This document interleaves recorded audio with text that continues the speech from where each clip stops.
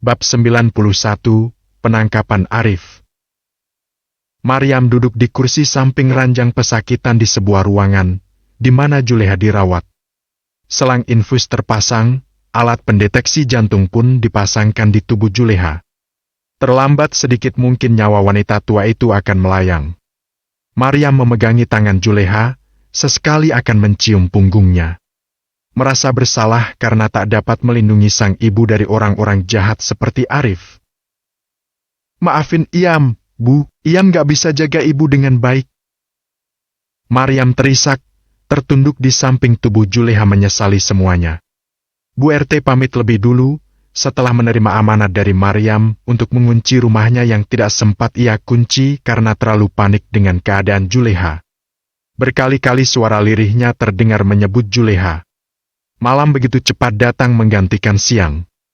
Suasana sepi pun perlahan hadir menemani.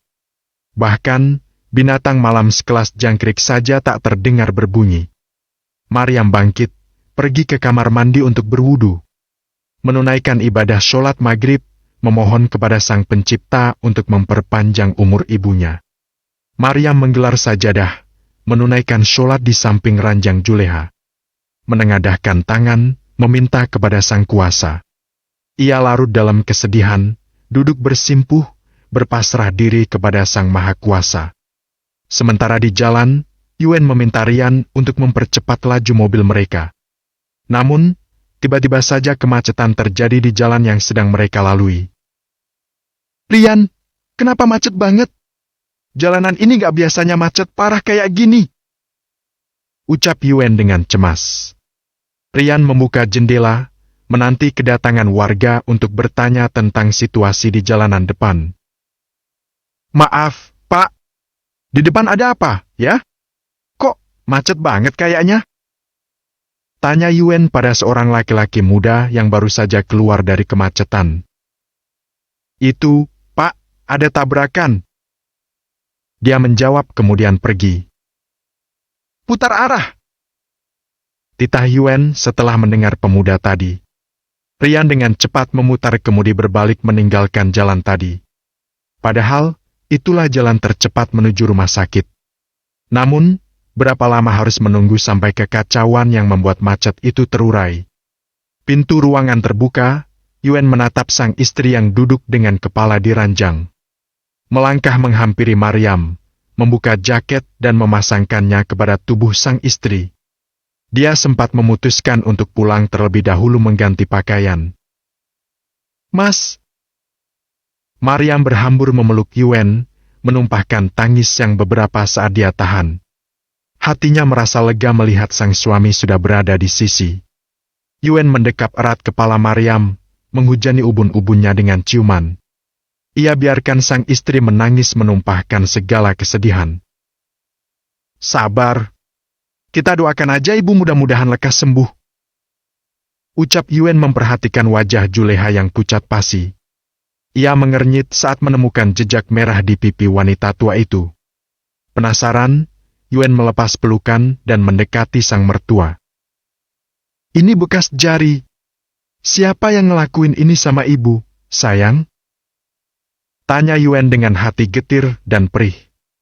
Maryam mengusap air mata, berbalik menghadap Juleha yang sejak sore tadi belum juga sadarkan diri. "Papahnya si Maya. Orang sombong itu yang udah nampar ibu. Aku mau buat perhitungan sama dia, Mas," ucap Maryam bergetar. Seandainya mampu, dia ingin mencakar wajah Arif saat itu juga. Yuen menatap Maryam, duduk kembali berhadapan dengan istrinya itu. "Ceritain gimana bisa sampai kayak gini?" Pinta Yuen tak tega melihat keadaan Juleha yang terbaring tak sadarkan diri, meskipun wanita tua itu selalu memperlakukan Maryam dengan buruk. Maryam menceritakan semuanya, apa saja yang diucapkan Arif. Yuen diam mendengarkan sampai Maryam menyelesaikan ceritanya. Ia menggeram, sebegitu angkuh laki-laki tua itu, sampai wanita tua tak berdaya pun, dia tega menamparnya hingga merobek salah satu sudut bibir Juleha. Yuen beranjak, dan meminta Maryam untuk tetap di sana. Sementara dia akan melakukan sesuatu. "Kamu tetap di sini. Dia pasti dapat balasannya. Ia berjalan keluar. Yuen mendatangi IGD bertemu dengan dokter yang menangani Juleha. Meminta hasil laporan medis yang dilakukan pihak rumah sakit. Dengan mudah dokter tersebut memberikan hasil visum Juleha karena Maryam sudah menceritakan kronologi kejadian yang menimpa pada ibunya. Rian, kita ke kantor polisi. Ajak Yuen pada asisten pribadinya itu. Keduanya pergi ke kantor polisi, membawa hasil laporan medis dari rumah sakit. Sebagai bukti kuat atas tindak kejahatan yang dilakukan oleh Arif. Pihak berwajib pun merespon dengan cepat. Malam itu juga mereka akan mengirimkan petugas untuk menangkap Arif. Pergi bersama Yuen dan Rian, ingin melihat seperti apa rupa orang sombong ketika berhadapan dengan hukum. Mereka mendatangi kediaman Arif di sebuah perumahan elit. Rumah itu nampak sepi, seperti tak berpenghuni. Namun, ketika mereka mengetuk pintu, Lisa segera membukanya. Ia tersenyum dan memang sedang menunggu kedatangan petugas. Selamat malam. Apa benar ini kediaman Arif Sentosa? Tanya petugas tersebut kepada Lisa. Malam, Pak. Benar, saya istrinya. Ada apa ini, Pak? Lisa bertanya berpura-pura bingung, padahal dia tahu dengan jelas apa yang sudah dilakukan suaminya itu di rumah Juleha. Kami membawa surat penangkapan atas nama Arif Sentosa. Bisa kami bertemu dengannya? Lisa mengernyit, membuka pintu dengan lebar dan mempersilahkan mereka semua untuk masuk. Termasuk Yuen dan Rian. Kebetulan Arif baru saja datang dan sedang membersihkan diri di kamarnya. Sementara Maya entah pergi kemana. Bapak bisa tunggu di sini? Saya panggil suami saya dulu. Ucapnya dengan ramah. Lisa meninggalkan keempat orang itu di ruang tamu. Menapaki tangga menuju lantai 2 rumah di mana kamar mereka berada. Arif keluar kamar mandi ketika Lisa membuka pintu kamar mereka. Ada yang nyariin kamu di bawah, tuh! Beritahu Lisa dengan ketus. Ia ingat betul ketika Arif memberikan sejumlah uang di dalam amplop kepada Juleha sore tadi. Tidak sia-sia dia membuntuti suaminya dan bisa melihat apa saja yang selama ini dilakukan laki-laki itu. Aku emang bodoh, terlalu percaya sama kamu, Arif. Sekarang aku gak akan tertipu lagi. Biarlah kamu itu mendekam di penjara. Arif mengernyit, terlebih dia melihat Lisa tak lagi bersikap baik padanya. Semenjak dia membawa Maya ke rumah itu, Lisa selalu bersikap dingin dan ketus. Siapa? Tanya Arif yang menatap ranjang mencari pakaian ganti yang selama ini selalu disiapkan Lisa. Di mana baju ganti aku? Dia kembali bertanya tanpa rasa bersalah. Di lemari, kamu tahu, kan? Ambil aja. Ketus Lisa yang kemudian berbalik hendak pergi, tapi urung. Cepat turun, Pak Yuen nungguin kamu di bawah. Emang apa yang udah kamu lakuin sampai orang besar kayak Pak Yuen datang cari kamu? Jangan macam-macam kamu, ya, Arif. Jangan bikin malu aku. Lisa menuding wajah Arif sebelum pergi keluar. Laki-laki itu membeku, tak menyangka Yuen sendiri yang akan datang ke rumahnya. Pastilah tentang kejadian di rumah Juleha sore tadi. Memangnya kenapa kalau si Yuen yang datang ke rumah? Dia menggerutu sambil mengambil pakaian dari lemari, mengenakannya dan menyisir rambut sebelum keluar untuk menemui Yuen. Arif melangkah dengan penuh percaya diri, tak peduli dengan ancaman Lisa tadi. Terus berjalan menuruni anak tangga, menuju ruang tamu. Dahi Arif mengernyit ketika Lisa duduk bersama 4 orang laki-laki di sana. Itu orangnya, Pak. Tunjuk Yuen dengan tenang. 2 orang petugas itu berdiri, menghampiri Arif yang mematung di ujung tangga. Lisa ikut beranjak bersama Yuen dan Rian. Mereka ingin melihat seberapa angkuh laki-laki itu berhadapan dengan hukum. Ada apa ini, Pak? Tanya Arif mulai cemas. Kami membawa surat perintah penangkapan atas nama Arif Sentosa.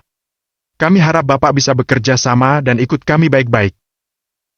Ucap salah satu petugas seraya mengeluarkan borgol.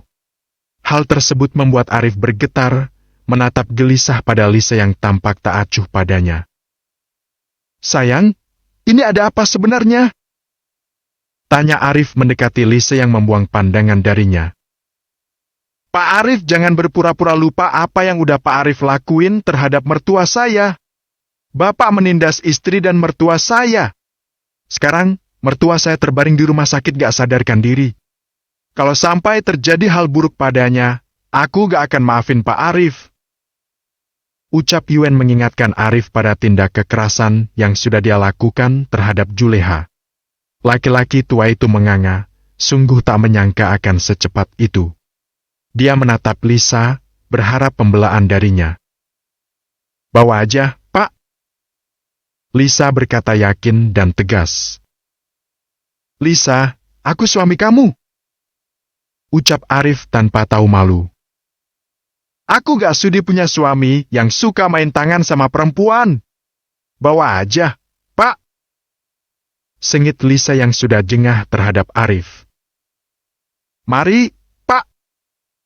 Arif menghindar ketika petugas itu hendak memasang borgol di tangannya.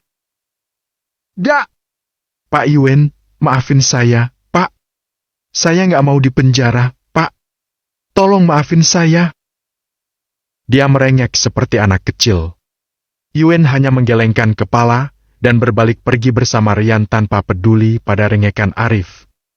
Berakhir sudah keangkuhan laki-laki itu. Semua runtuh karena perbuatannya sendiri. Bab 92, Rencana-rencana. Di sebuah kafe, duduk seorang gadis bersama laki-laki misterius yang mengenakan topi menutupi sebagian wajahnya. "Jadi, sekarang kamu udah berhasil tinggal di rumah si Arif itu?" tanya sosok misterius tersebut, seraya menyeruput teh yang masih mengepulkan asapnya. Maya tersenyum sambil menghendikan bahu tak acuh. Status anak Arif memang patut dibanggakan. Dia kaya, terpandang, dan disegani sebagian orang. Tak akan Maya kembali ke rumah bobrok itu lagi. "Terus gimana sama ibu kamu? Kamu bilang kedua kakak kamu juga udah pergi dari rumah itu?" tanya dia lagi sembari tersenyum licik melirik Maya yang bertingkah seperti putri bangsawan. "Iya, Kak Iyam sama Kak Risna udah gak tinggal di rumah ibu lagi. Aku juga udah malas tinggal di sana, tapi aku mau rumah itu." Maya tersenyum, menampakkan iblis di dalam dirinya yang selama ini bersemayam. Laki-laki di depannya terdiam. Maya memang iblis betina yang bisa melakukan segala macam cara untuk mendapatkan apa yang dia inginkan. "Rumah itu peninggalan bapak kakak kamu. Apa bisa kamu dapetin?" Ia tersenyum meremehkan Maya. "Aku tahu, tapi selama ini ibu gak pernah sayang sama mereka. Ibu cuma sayang sama aku. Apapun yang aku mau pasti ibu kasih. Walaupun harus merebut dari kakak aku," ucap Maya dengan bangga. Laki-laki di depannya menatap lekat wajah Maya, sudah dapat membaca rencana jahat yang disusun otak kecil itu. "Terus, apa rencana kamu ke depannya? Bukannya hidup kamu udah enak ditanggung Arif. Uang jajan tiap hari dikasih, uang belanja, dan lain-lain lagi. Masih kurang?" cecar laki-laki itu mengorek rencana jahat Maya. "Buat sekarang gak ada. Aku cuma pengen tinggal di rumah itu aja buat selamanya." Maya tersenyum penuh kehati-hatian. Sosok di depannya memang belum lama dia kenal. Untuk itu, dia merasa harus berhati-hati. "Ya, terserah kamu. Kalau kamu butuh bantuan, cari aja aku di tempat itu. Kamu pasti tahu," katanya menyudahi pertemuan hari itu dengan Maya. Ia berpamitan dan tinggallah Maya seorang diri. Menjadi orang kaya memanglah menyenangkan. Apalagi jika menjadi istri Yuen. Teringat pada laki-laki itu, Maya kembali bertekad untuk dapat memilikinya. Apapun akan dia lakukan demi memisahkan Maryam dari Yuen. "Kak Yuen harus jadi milik aku. Apapun akan aku lakukan," katanya dengan rahang mengeras penuh dendam. Dia beranjak dari kafe, berencana kembali ke rumah, merebahkan diri di atas kasur yang empuk. Terbenam di alam mimpi yang indah. Di rumah sakit, Maryam menunggu Yuen dengan cemas. Kemana suaminya itu pergi, ia tidak tahu. Sambil memandangi wajah Juleha yang perlahan membaik, ia berharap Yuen baik-baik saja. Maryam menegang ketika merasakan pergerakan pada jemari Juleha. "Ibu!" Ia memanggil Juleha pelan, menunggu dengan sabar sampai kedua kelopak tua itu terbuka. Maryam menekan tombol panggilan dan menunggu kedatangan dokter untuk melakukan pemeriksaan pada kondisi Juleha. "Ibu! Maryam? Ini kamu, Nak?" Juleha menoleh, memastikan bahwa yang berada bersamanya saat ini adalah benar anaknya. "Iya, Bu, ini Iam," jawab Maryam sembari menempelkan tangan Juleha ke pipinya. Tim dokter datang untuk memeriksa, Maryam lekas beranjak memberi ruang kepada mereka. Menunggu dengan cemas keadaan Juleha yang baru saja tersadar. "Gimana, Dok?" tanya Maryam begitu dokter selesai memeriksa kondisi Juleha. "Alhamdulillah, Ibu Juleha sudah melewati masa kritisnya. Sekarang cuma perlu istirahat yang cukup aja," jawab dokter membuat hati Maryam merasa lega. "Kalau begitu, kami permisi dulu. Tolong, jangan ditinggal sendiri ibunya, ya." Pamit dokter yang diangguki oleh Maryam dengan pasti. "Makasih, Dok." Ia kembali duduk setelah kepergian tim medis, mengambil bubur yang disiapkan rumah sakit untuk menyuapi Juleha makan. "Ibu makan dulu, ya? Gak apa-apa, sedikit juga," ucap Maryam, meniupi bubur di sendok dan menyuapkannya pada Juleha sambil tersenyum lega. Tak dapat menolak, wanita tua itu membuka mulutnya menerima suapan dari Maryam. Ia bersyukur di dalam hati, anaknya itu masih begitu peduli. "Makasih, ya. Kamu masih peduli sama ibu. Ibu pikir kamu benci sama ibu. Ibu takut gak bisa kumpul lagi sama kamu, Yam. Ibu juga pengen minta maaf sama kakak kamu kalau dikasih kesempatan sama Allah. Ibu banyak dosa sama kalian," ungkap Juleha dengan penuh penyesalan. Maryam mengusap pipi keriput itu, tersenyum haru karena Juleha sudah kembali seperti dulu. Menjadi ibu mereka yang baik dan penuh kasih sayang. "Ibu gak udah ingat-ingat yang buruk lagi. Iam senang akhirnya ibu kembali kayak dulu lagi. Jujur, Iam rindu masa-masa dulu. Kita sering kumpul di ladang, bantu-bantu ibu dan bapak. Iam gak mau apa-apa, Bu. Iam cuma mau ibu Iam yang dulu." Maryam memeluk Juleha. Tak ada yang dia inginkan di dunia ini selain Juleha yang kembali menyayanginya seperti dulu lagi. Juleha mengusap kepala Maryam yang tertutupi kerudung itu. Dia menyesal telah memperlakukan anak-anaknya dengan tidak adil. Mulai sekarang, Juleha berjanji akan melakukan yang terbaik untuk Maryam dan Rizna. Hanya mereka yang dia punya. "Assalamualaikum." Suara salam Yuen menggema di ruangan. "Waalaikumsalam." Maryam melepas pelukan dan menghampiri suaminya. Menyalami dengan takzim, kemudian memeluknya dengan perasaan lega. "Kenapa? Kayak nggak ketemu setahun aja?" Gurau Yuen mengusap kepala Maryam dengan lembut. Di ranjangnya, Juleha tersenyum bahagia melihat interaksi mereka. Sungguh, dia tidak salah memilih jodoh untuk Maryam. "Aku khawatir, Mas. Tadi nggak bilang mau pergi kemana?" sahut Maryam dengan manja. "Kita ke ibu dulu, ya?" Yuen mengajak Maryam untuk menemui Juleha. Menyalami mertuanya itu dengan takzim. Juleha sadar dari ketiga menantunya, hanya Yuen yang bersikap baik. Tetap menghormatinya sebagaimana dia menghormati orang tua. Tanpa terasa air mata Juleha jatuh, rasa haru menyelimuti hati. Yuen menyapunya dengan lembut. "Gimana keadaan ibu?" tanya Yuen dengan lembut. Kali ini Juleha tidak salah memilih menantu, tapi mungkin akan berbeda jika Yuen menikah dengan Maya, bukan Maryam. Bukan jawaban yang diterima Yuen, tapi tangisan pilu yang tak dapat Juleha tahan. Sepasang suami istri itu saling menatap bingung, tapi mereka tahu tangisan itu mungkin saja tangisan kebahagiaan. Maafin ibu. Ibu banyak salah sama kalian. Ibu udah jahat mau misahin kalian. Ibu minta maaf. Lirih Juleha bersamaan dengan isak tangis yang menyesakkan dada. Yuen menggenggam tangan tua itu, mengusap pipi Juleha dengan lembut. Ia mengerti, dulu Juleha hanya dibutakan oleh kasih sayangnya terhadap Maya. Kini, dia telah menyadari kesilapannya itu. Gak apa-apa, Bu, udah gak usah ingat-ingat yang dulu lagi. Kedepannya kita akan hidup bahagia bersama-sama. Kalau ibu mau, ibu bisa tinggal di rumah kami. Aku dengar, Maya ninggalin ibu sendirian. Ucap Yuen semakin membuat hati tua Juleha tenggelam dalam penyesalan. Iya, Bu, Iam gak tega ngebiarin ibu tinggal sendiri gak ada yang ngurusin. Timpal Maryam membuat Juleha tak memiliki pilihan lain. Ia mengangguk patuh, menurut pada anaknya itu.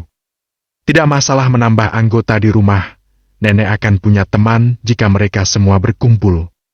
Tenanglah hati Maryam, Juleha sudah menyetujui untuk tinggal bersamanya.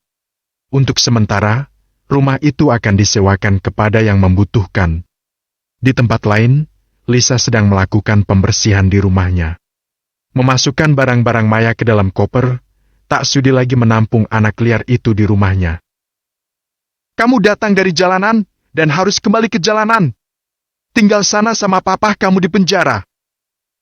Umpat Lisa seraya menyeret koper tersebut menuruni anak tangga. Dengan kepergian Arif ke penjara, mudah saja baginya mengusir Maya yang tak berguna itu. Bisanya hanya menghabiskan uang ke sana-sini. Lisa tersenyum puas melihat koper sudah berada di dekat pintu utama. Tinggal menunggu kedatangan Maya saja, maka kehidupannya akan menjadi tenang. Di belahan kota yang lainnya, Laya sedang tercenung seorang diri. Memikirkan tentang Yuen, anak semata wayangnya itu. Seandainya dia bisa memiliki anak lagi, tentu tak akan sesepi saat ini kehidupannya.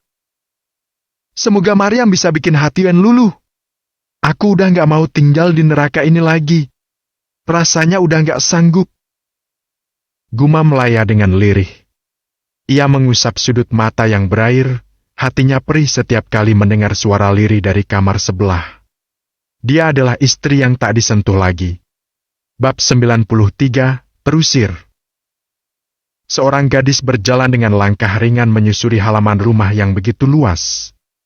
Sesekali jemarinya akan menyentuh bunga atau daun-daun yang berjajar rapi di sisi kanan dan kiri seolah-olah mereka sedang menyambut kedatangannya. Senyum mereka indah dan sempurna, lantunan sebuah lagu menguar lirih dari bibir. Kaki kecilnya berjingkrak riang, senada dengan ayunan tangan yang melenggang ke depan dan belakang. Rambutnya yang tergerai sebahu, menari-nari karena tiupan angin malam. Sekarang mau pulang malam juga gak ada yang larang.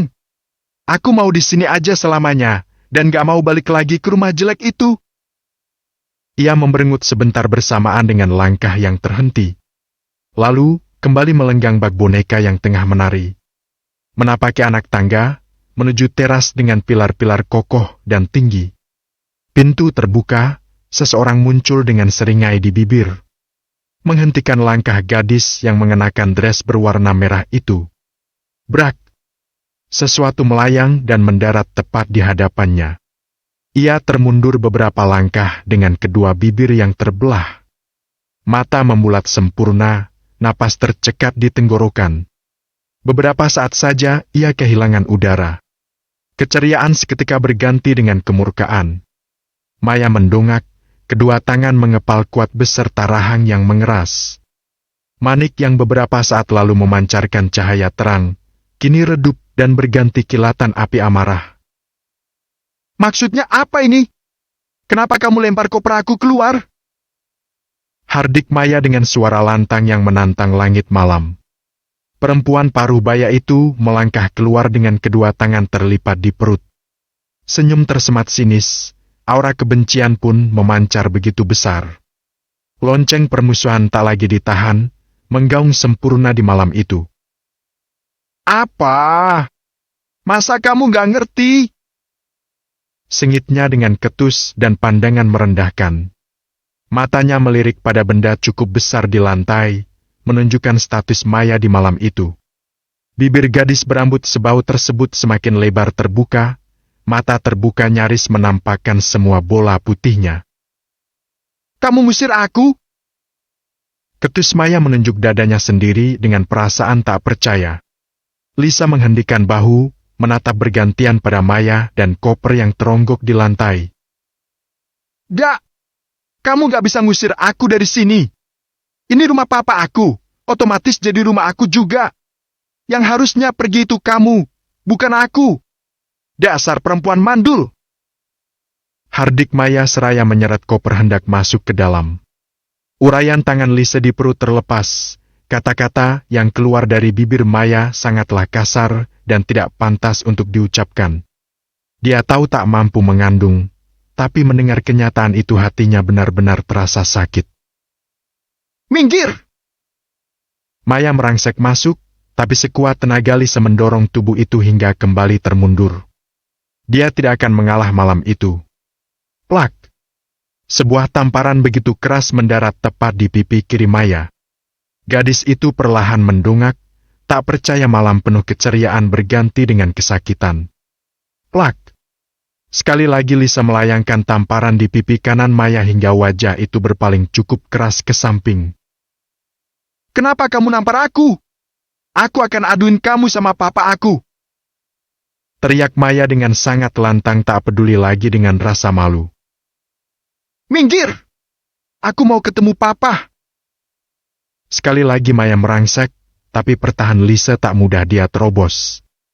Dorongan tangan perempuan parubaya itu sekali lagi memukul mundur tubuh Maya. "Papa!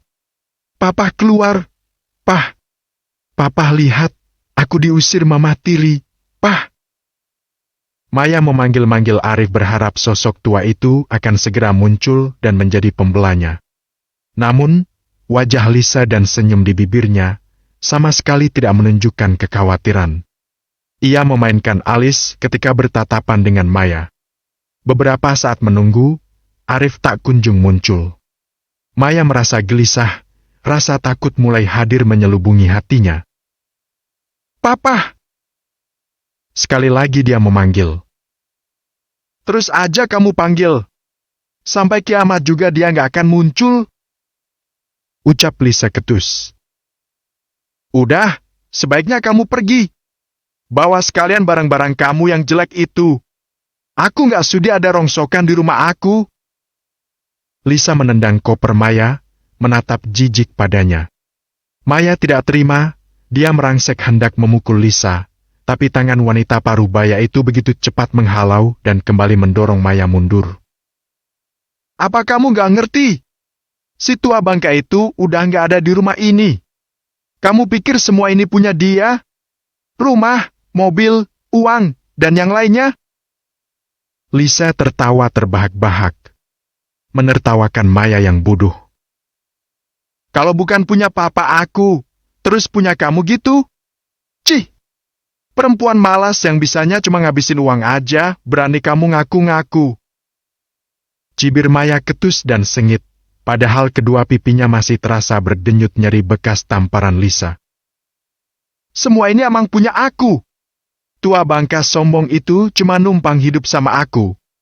Kalau dia nggak nikah sama aku, nggak akan punya ini semua." Lisa membuka kenyataan, tapi Maya tak percaya. Ia memasang senyum mencibir, meremehkan perempuan di hadapannya. "Aku nggak percaya. Kecuali papa aku yang bilang sendiri." Ketus Maya yang kembali hendak masuk ke dalam rumah.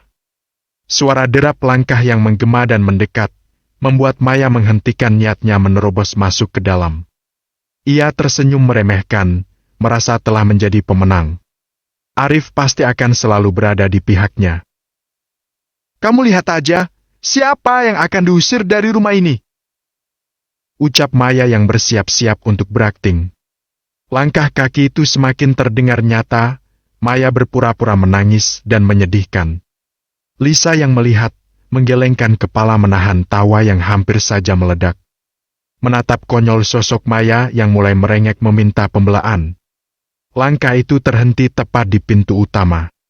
Dengan kepala menunduk dan berpura-pura menyeka air mata, Maya mulai berperan sebagai orang yang tertindas. Kenapa Mama Tiri usir aku? Apa salah aku? Aku cuma mau hidup sama Papa di sini. Aku nggak punya siapa-siapa lagi. Rengek Maya. Sosok yang baru saja datang dengan membawa bungkusan di tangan, menatap Lisa dengan bingung. Maya mengira yang muncul adalah sosok Arif. Nyonya, ini sisanya. Di dalam udah nggak ada lagi. Ucap sosok yang baru muncul itu yang tak lain adalah asisten rumah tangga Lisa sendiri. Maya mendongak, sekali lagi dia dibuat syok oleh kenyataan di depan matanya. Bukan Arif, melainkan sosok pembantu yang selalu melakukan perawatan untuk tubuh Lisa. Ia diminta Lisa untuk membungkus semua sisa barang Maya dan membuangnya ke depan. Lisa menggerakkan kepala, disambut anggukan olehnya. Brug! Bungkusan tersebut melayang dan berhenti tepat di kaki Maya. Benar, rasa tak percaya malam itu Maya keluar dari rumah mewah Arif. Itu semua barang-barang kamu. Bawa pergi! Aku nggak sudi nerima kamu di rumah aku. Pergi! Usir Lisa tidak main-main lagi. Maya menggelengkan kepala, masih tak percaya dengan kenyataan yang ada. Gak! Aku gak mau pergi. Aku gak mau. Papa! Pah! Dia kembali berteriak, mencoba untuk menerobos masuk ke dalam. Semakin tak mampu karena sekarang ditambah satu orang yang menghadangnya. Aku mau ketemu papa aku. Kalian minggir! Maya masih mencoba lagi, tapi gagal. Kamu ngerti gak sih? Arif udah gak ada di sini. Kalau kamu mau ketemu sama papa kamu, sana datang ke penjara. Sekalian aja kamu ikut tinggal di sana. Sengit Lisa seraya masuk ke dalam dan menutup pintu. Kenyataan apa lagi yang harus diterima Maya malam itu? Ia tak percaya, mengejar pintu dan memukul-mukulnya dengan kuat. Tante, buka pintunya, Tante. Aku mau ketemu sama Papa. Aku nggak percaya kalau Papa di penjara. Buka pintunya, Tante. Teriak Maya menggila. Namun, betapa kuat pun dia memukul pintu itu, Lisa sama sekali tak menggubris. Membiarkan gadis tak tahu diri itu berteriak seperti orang gila di depan rumahnya. Tante, buka! Tetap tak ada respon dari dalam rumah. Maya lelah sendiri, ambruk di lantai sambil menangis. Kemana dia harus pergi? Apakah kembali pada Juleha? Ah, rasanya dia tidak ingin kembali hidup susah di rumah tua itu. Beberapa saat lamanya dia tak menemukan jalan keluar. Berpikir keras pun percuma karena memang tidak ada jalan lain selain kembali ke rumah Juleha. Awas aja kamu, Lisa! Aku gak akan biarin hidup kamu tenang. Maya melirik tajam pada pintu sebelum beranjak dan menyeret kopernya keluar dari halaman rumah besar itu. Dia menghapus air mata, menyalahkan Juleha yang sudah melahirkannya sebagai anak orang miskin. Aku gak mau hidup susah lagi. Gak mau! Dia berteriak, menantang langit malam yang gelap tanpa bintang. Apakah hujan akan turun malam itu? Bab 94, Kejutan Maya. Mas, kata Bu RT ada yang mau nempatin rumah ibu. Gimana menurut Mas? Maryam bertanya setelah merenungkan kabar yang diberitahu Bu RT melalui panggilan telepon beberapa menit lalu. Matanya melirik Juleha yang tertidur di ranjang, sementara ia dan sang suami duduk di sofa menjaganya. Gak apa-apa. Hitung-hitung ada yang rawat rumahnya, kan? Daripada dibiarin kosong, yang penting dirawat dengan baik. Udah itu aja. Jawab Yuen. Merangkulkan tangan di bahu Maryam seraya membawanya ke dalam pelukan. Masih saudara Bu RT katanya. Baru datang dari jauh, tapi mau tinggal di sana. Maryam cukup merasa lega dengan kabar itu, sebab dia tahu siapa yang akan menempati rumah ibunya. Bangunan itu tak akan sepi, dan pasti dirawat dengan baik di bawah pengawasan istri ketua RT tersebut. Ya udah, itu malah bagus. Maryam menghela napas, beranjak dari pelukan suaminya, bersandar pada sofa. Menatap langit-langit ruangan yang didominasi oleh warna putih bersih sambil tercenung. Iya, Mas. Malam ini juga mereka pindah ke rumah itu, tapi paling ngisi kamar aku sama Kak Risna. Karena di kamar ibu masih banyak barang punya ibu, dan Maya mereka nggak mau nempatin kamar itu. Papar Maryam dengan perasaan lega yang kentara di wajahnya. Yuen tersenyum, menatap lekat wajah lelah sang istri yang perlahan mengendur. Ia mengambil selimut, meminta Maryam untuk tidur. Kamu tidur, ya? Biar Mas yang jaga kalian. Ucapnya seraya menyelimuti Maryam dan memintanya untuk berbaring di sofa yang nyaman dan empuk. Maryam menurut, merebahkan diri di sofa terpejam karena lelah. Lelah melihat Juleha terbaring lemah, lelah memikirkan kesehatan ibunya. Mas, tadi dari mana coba? Bikin aku khawatir tahu gak? Tanya Maryam mendongakkan kepala menatap suaminya. Buat perhitungan sama orang yang udah bikin ibu kayak gitu. Apalagi? Ucap Yuen sembari menghendikan bahu dan memainkan alisnya naik turun. Buat perhitungan gimana, Mas? Kamu ke rumahnya begitu? Maryam menyelidik, khawatir suaminya melakukan tindakan yang sama seperti yang dilakukan Arif terhadap Juleha. Dia udah nerima hukumannya, sayang. Udah, gak usah mikirin dia lagi. Mending sekarang kamu tidur. Ucap Yuen membenarkan selimut yang menutupi tubuhnya. Sementara ia sendiri duduk bersandar pada sofa. Menjaga kedua wanita yang berharga dalam hidupnya. Malam kian larut, kantuk pun datang menyerang, mereka terlarut dalam alam mimpi. Di jalanan yang semakin sepi, seorang gadis menyeret koper dengan langkah tertatih-tatih. Beberapa menit menunggu angkutan umum tak ada yang lewat. Hendak memesan taksi online, sial ponselnya mati kehabisan daya. Terpaksa dia menyeret langkah menuju rumah Juleha. Hanya itu satu-satunya harapan untuk saat ini.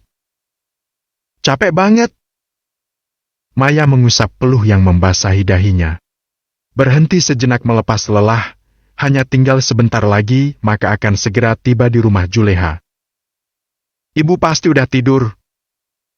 Gerutunya lagi seraya menatap sekeliling. Keadaan jalanan yang sepi juga gelap, membuat Maya dilanda rasa takut yang mencekam. Terburu-buru berdiri dan menyeret kopernya memasuki gang desa yang semakin sepi lagi.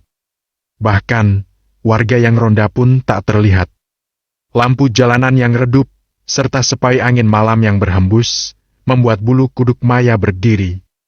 Ia menatap awas sekitar jalan desa seolah-olah ada banyak pasang mata yang tengah mengawasi. Siapa mereka? Siapa yang bersembunyi di balik pohon mangga yang besar itu? Ibu! Maya memanggil lirih, berlari sambil menyeret koper hingga menimbulkan suara bising yang mengganggu. Maya memburu udara dengan tubuh membungkuk begitu tiba di depan rumah Juleha. Terduduk di teras beberapa saat lamanya untuk mengurangi rasa sesak yang merebak di dalam dada. Akhirnya sampai juga. Kenapa jalanan sepi banget sih? Emang pada kemana gitu orang-orang? Gerutunya kesal sambil menatap rumah-rumah yang dalam keadaan gelap kecuali lampu depan yang dibiarkan menyala. Ia beranjak, berdiri di depan pintu. Menghela napas dalam, berpikir sebelum mengetuk. Apa ibu masih mau nerima aku? Jangan-jangan otak ibu udah dicuci lagi dan gak mau nerima aku. Masa bodoh? Ibu pasti masih kayak dulu sama aku. Gumamnya yang kemudian mengetuk pintu rumah sambil memanggil Juleha. Tok tok tok. Ibu, ini aku, Maya. Buka pintunya, Bu. Panggil Maya dengan suara lantang yang menggema di malam sepi. Beberapa tetangga bahkan terbangun dari tidur mereka dan mengintip lewat celah jendela. Namun, tak satu pun keluar untuk menegur anak Juleha itu. Mereka terlalu malas berinteraksi dengan Maya. Tak seperti Maryam yang selalu bersikap ramah pada mereka. Ibu, bangun. Bu, ini aku Maya. Maya kembali berteriak semakin kencang melengking, benar-benar mengganggu ketenangan tidur mereka. Sika, Decakan lidah karena kesal terdengar begitu jelas. Ia mengintip ke jendela, tak nampak satu apapun dari luar sini. Hendak berputar, dia terlalu takut.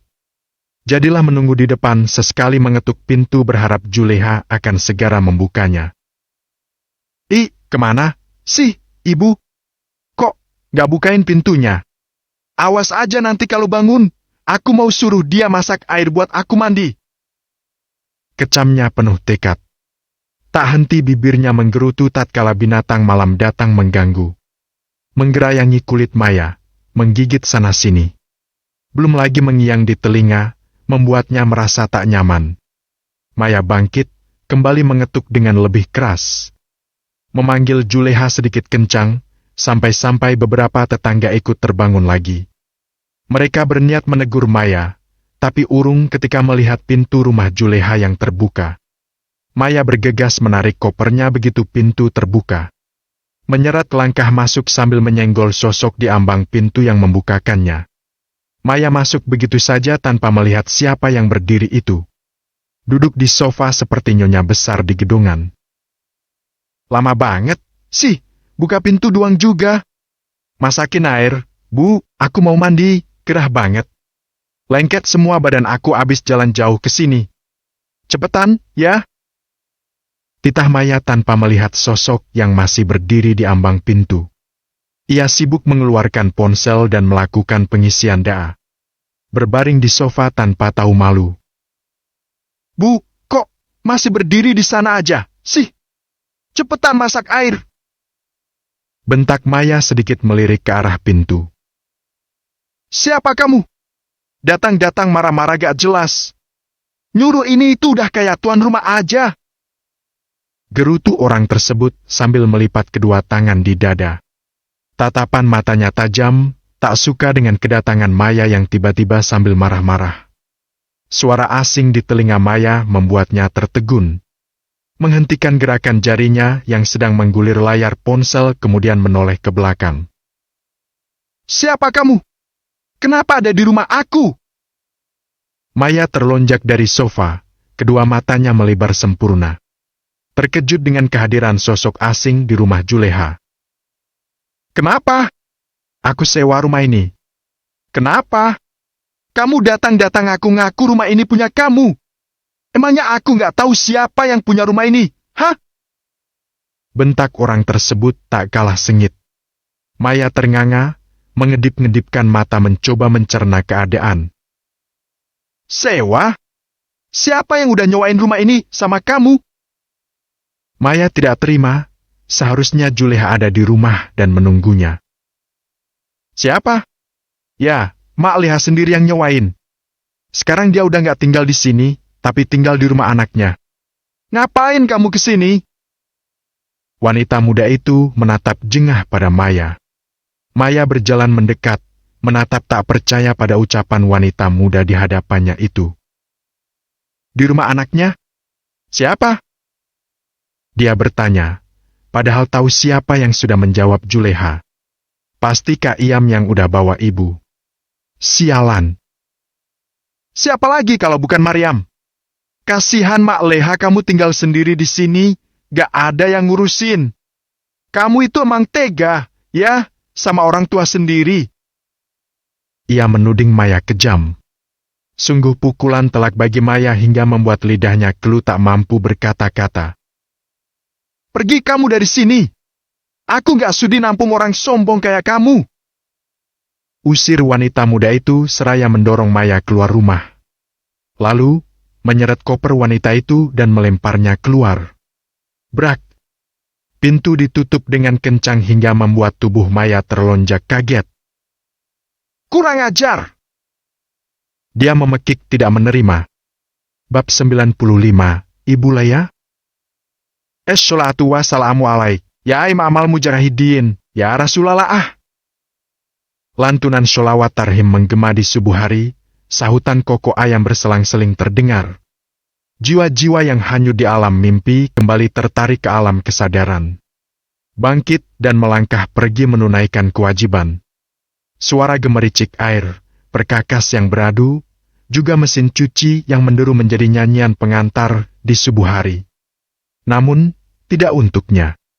Dia yang tengah berbaring pulas sekali meski tertidur di teras.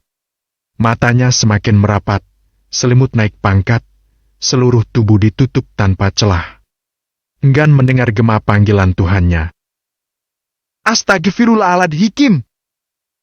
Seorang wanita muda memekik tatkala membuka pintu dan mendapati seonggok tubuh yang terbaring dengan selimut penuh. Ada apa, Mah?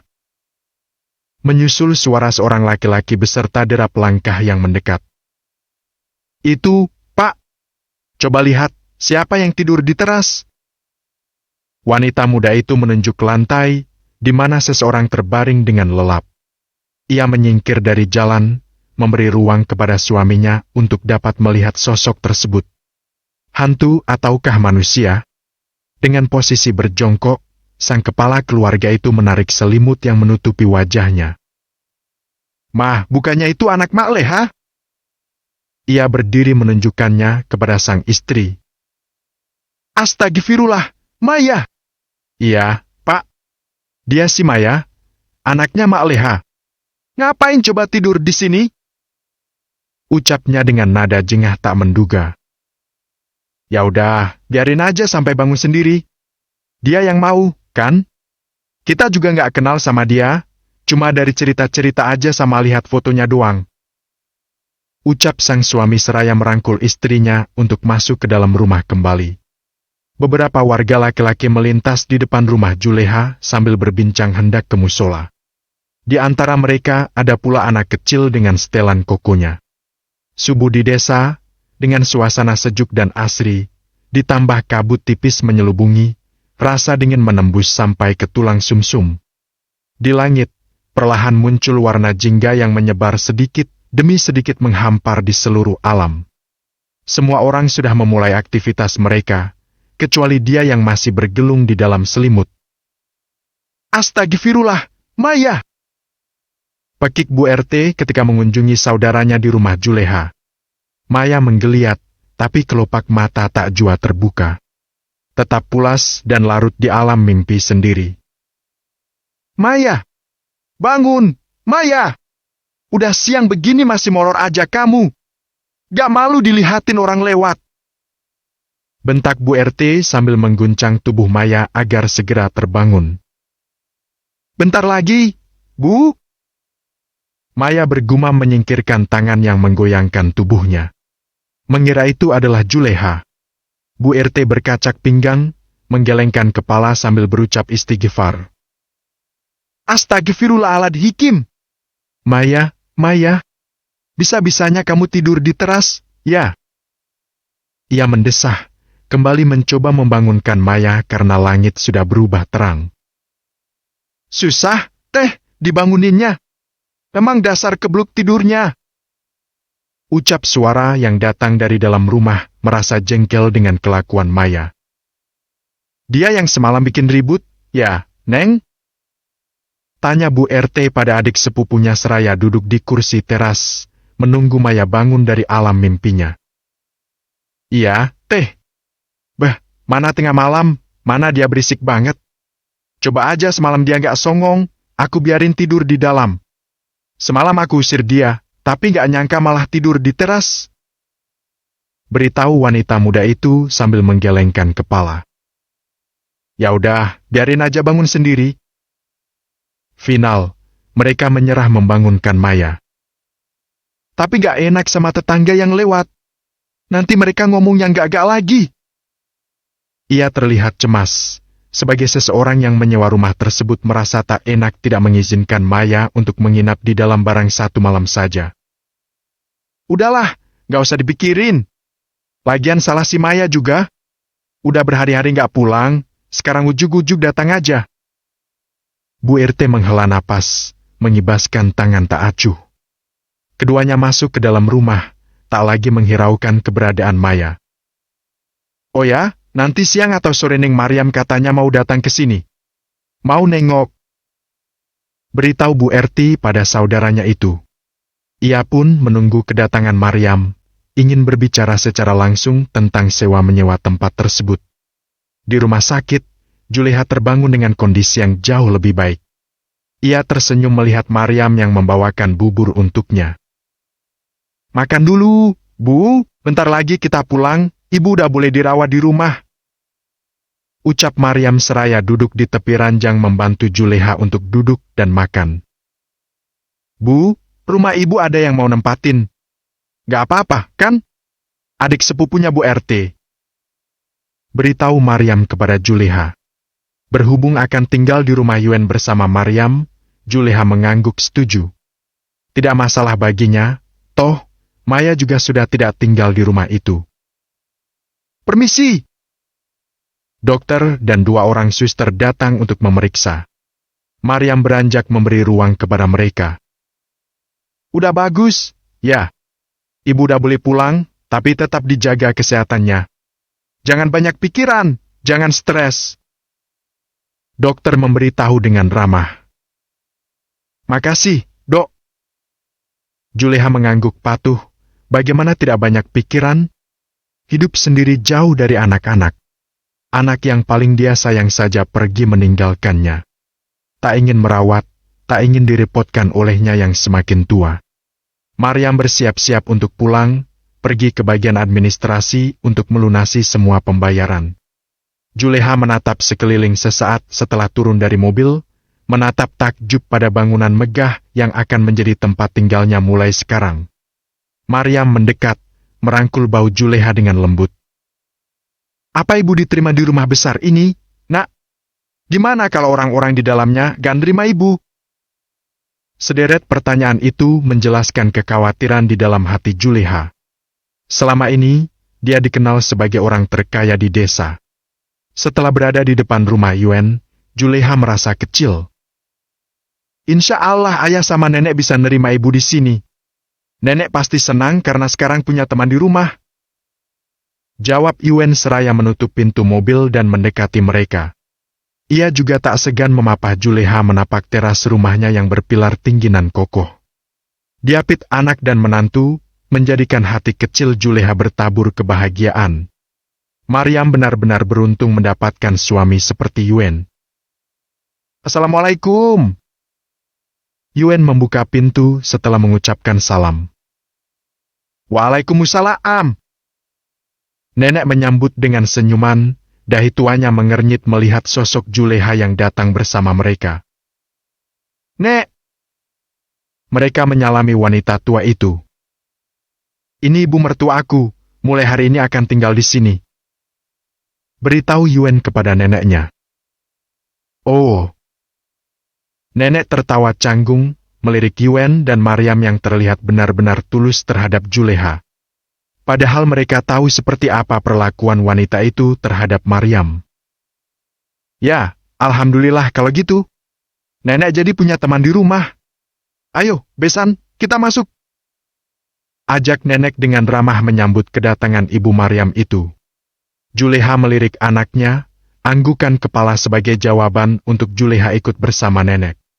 Keduanya masuk bersama-sama, nenek membawa Juleha ke halaman belakang tempatnya bersantai seorang diri.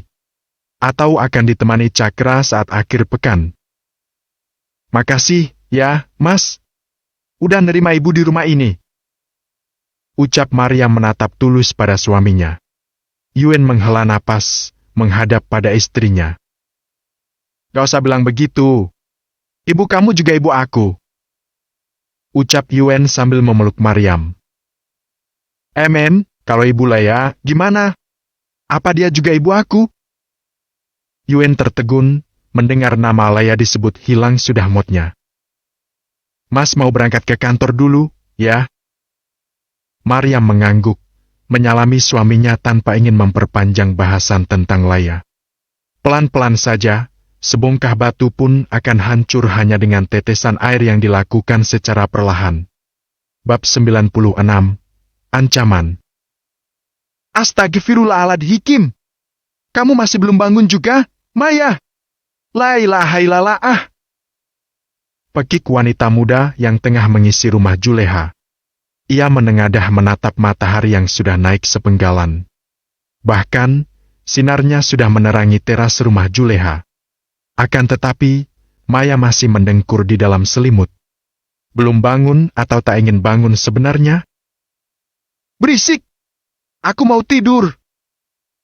Bentak Maya tanpa membuka matanya. Beberapa tetangga yang melintas pun terlihat geram dengan tingkah anak juleha itu. Mereka memprovokasi wanita muda yang tinggal di sana agar segera mengusir Maya. Siram aja, Neng, pakai air. Tuman si Maya itu. Ucap salah satu dari mereka. Sebagian warga memang tidak menyukai Maya, selain tidak pernah menyapa ia juga terkesan angkuh dan sombong. Tak segan merendahkan orang lain, berbeda dengan Maryam juga kakak-kakaknya. Wanita itu pun kembali masuk ke dalam rumah, tak lama muncul dengan segayung air di tangan. Salah kamu gak mau bangun. Geramnya seraya melempar air ke muka Maya. Arg! Aduh! Maya terlonjak gelagapan. Duduk sambil mengibas-ngibaskan tangan di depan wajah, kemudian mengusapnya kasar. Siapa yang udah berani nyiram aku? Bentaknya dengan suara melengking tinggi, padahal baru saja bangun dari tidur. Basah, kan? Gumamnya seraya mengangkat wajah dan melihat seorang wanita muda yang tengah berkacak pinggang di teras rumah. Kamu! Maya menatap sekeliling, menganga tak percaya jika ia semalaman tidur di teras rumahnya sendiri. Entah sadar atau tidak. Hah? Aku tidur di teras, bukan di kamar. Dia memekik.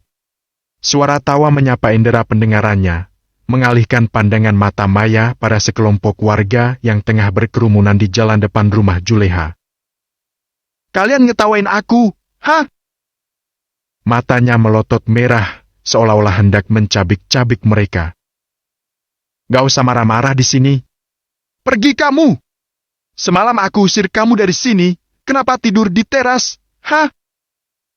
Bentak wanita muda itu sudah jengah dengan sikap Maya. Ini rumah aku.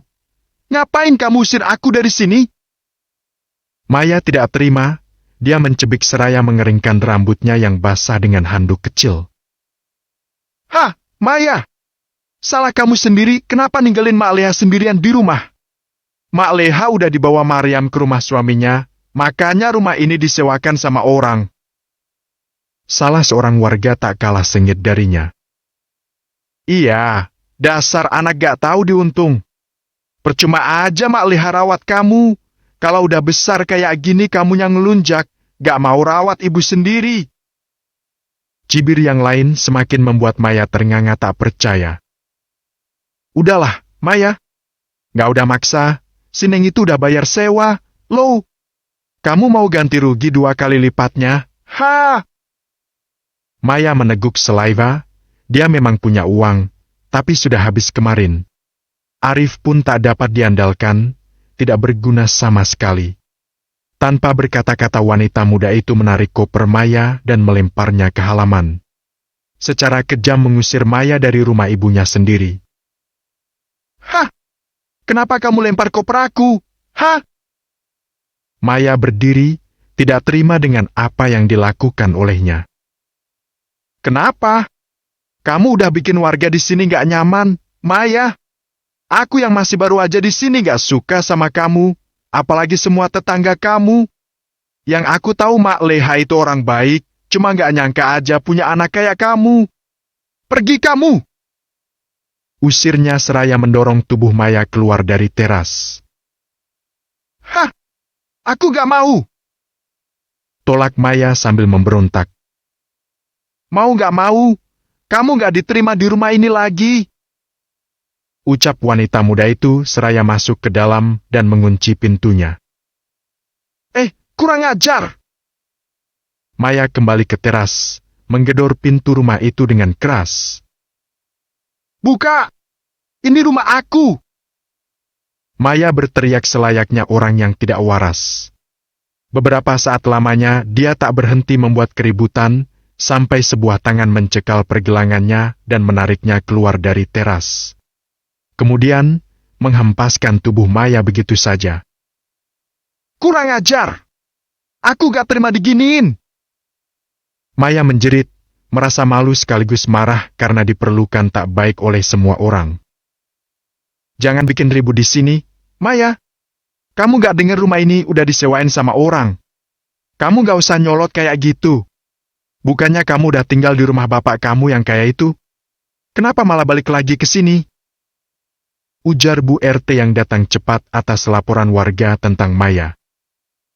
Bukan urusan kamu. Hardik Maya marah. Emang bukan urusan aku, tapi kamu bikin ribut di sini itu yang jadi urusan aku. Di sini gak ada Mak Leha.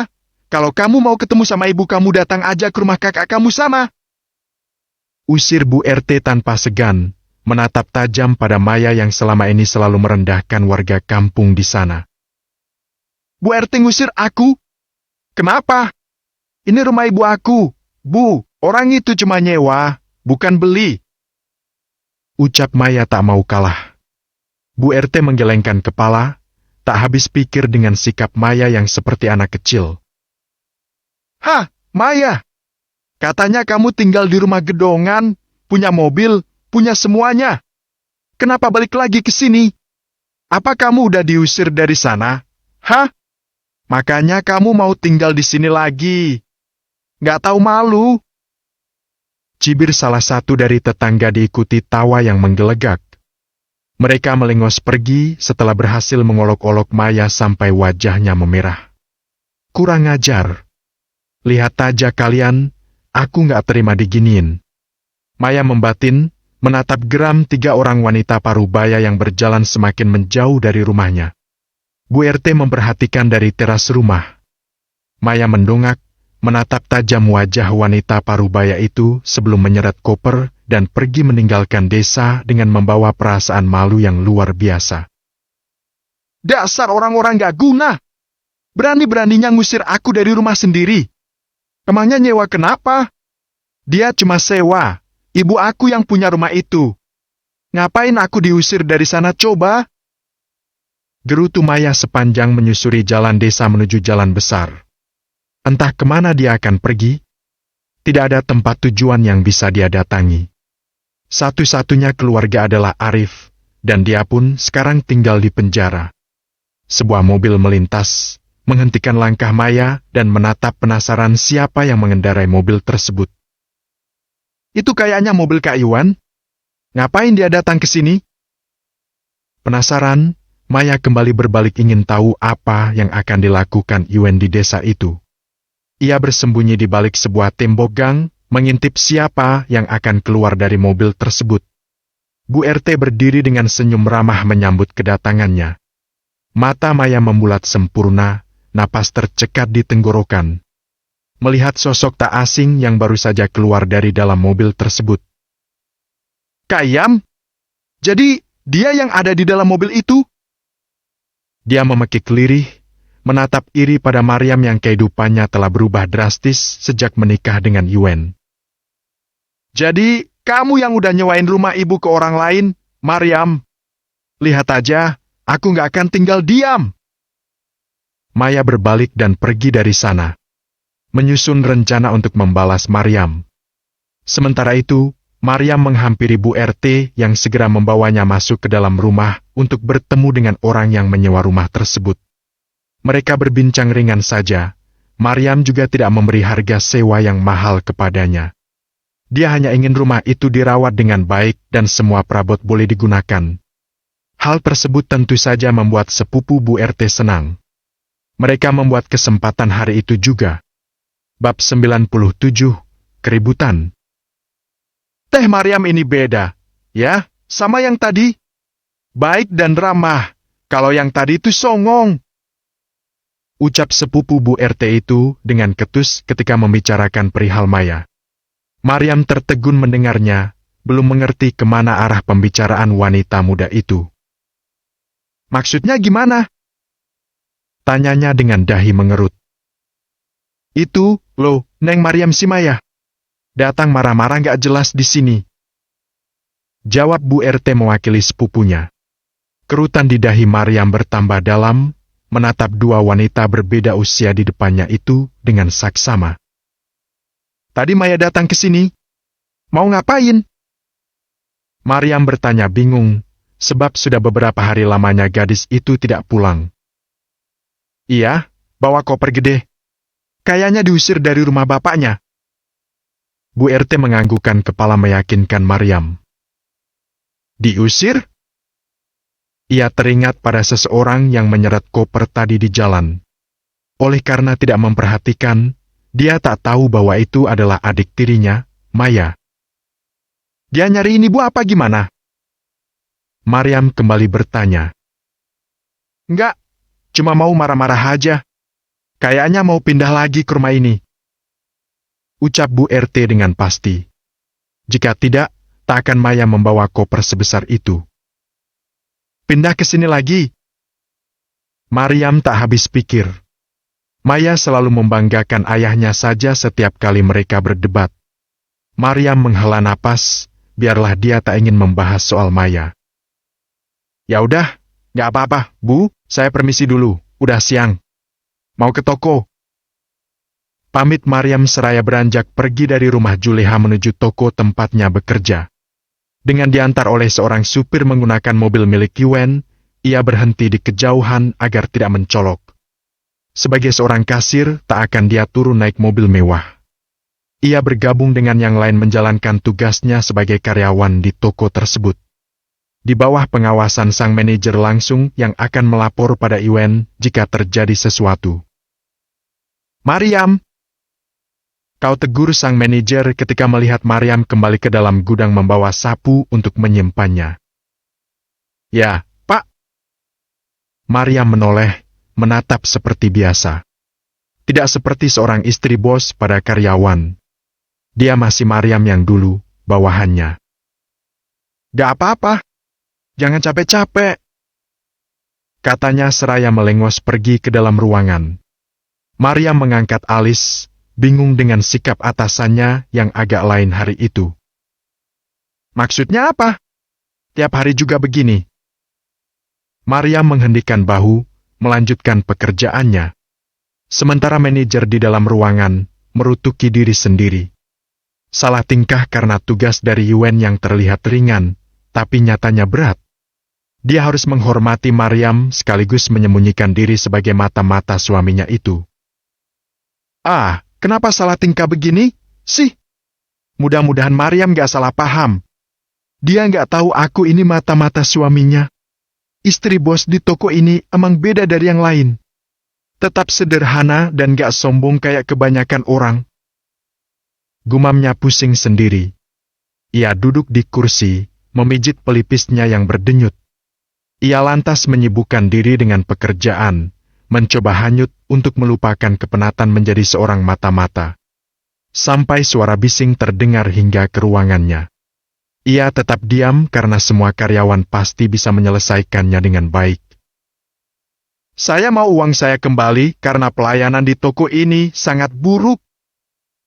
Ucap suara seorang wanita dengan lantang. Brak! Dia menggebrak meja kasir, melotot tajam pada Maryam yang kebetulan sedang berjaga. Maksud ibu gimana?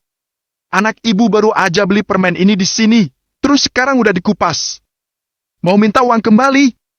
Mohon maaf, gak bisa, Bu. Ucap Maryam dengan tenang, tidak tersulut emosi sama sekali. Ia menyodorkan kembali sebungkus permen jeli yang sudah dikupas dan mungkin sudah dimakan beberapa kepada wanita itu. Saya nggak pernah nyuruh dia beli permen ini. Kenapa kalian layani aja? Kilah wanita itu memandang Maryam dan Nina secara bergantian dengan mata merah menyalanya. Kedua kasir itu saling menatap satu sama lain, ingin rasanya tertawa, tapi itu tidak sopan. Maaf, Bu, kami nggak tahu ibu nyuruh beli apa sama anak ibu itu. Dia datang ke kasir bawa permen itu.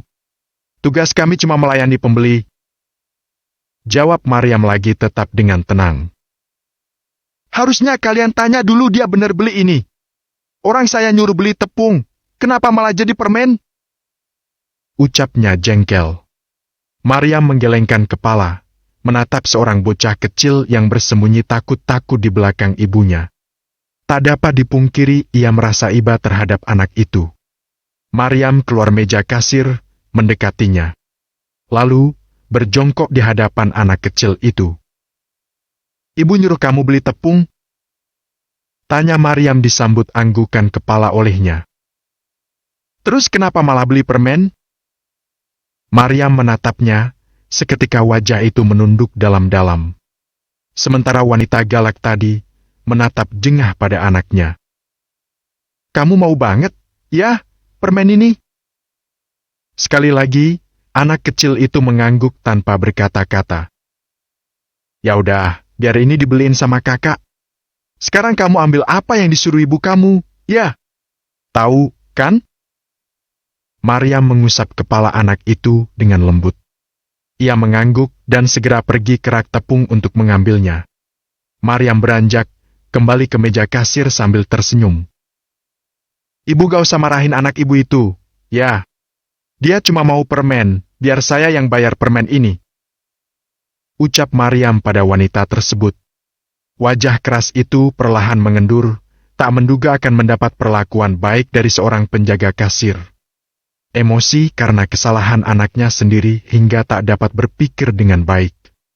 Semua itu bukanlah salah dari karyawan toko, melainkan kelalaiannya sendiri. Anak itu datang membawa sebungkus tepung beserta uang kembalian dari sisa membeli permen. Maryam tersenyum, menerima dan menghitung. Kemudian memberikan tepung tersebut kepada si ibu juga permennya kepada anak kecil itu. Lain kali kalau disuruh jangan salah, ya? Jangan bikin ibu marah.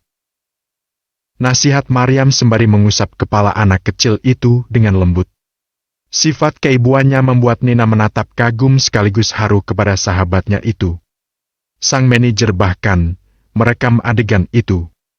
Ia tersenyum haru dan bangga pada istri bosnya. Bos kita emang lain. Pujinya seraya mengirimkan rekaman tersebut kepada Yuen. Maryam menyelesaikan masalah tersebut dengan mudah. Sikapnya yang ramah membuat emosi wanita tadi mereda. Ia malu sendiri terhadap kasir toko itu. Pamit pergi membawa serta anaknya yang terlihat lebih ceria. Kamu gak apa-apa bayarin anak itu, Yam? Nina bertanya. Gak apa-apa. Gak bikin kita rugi.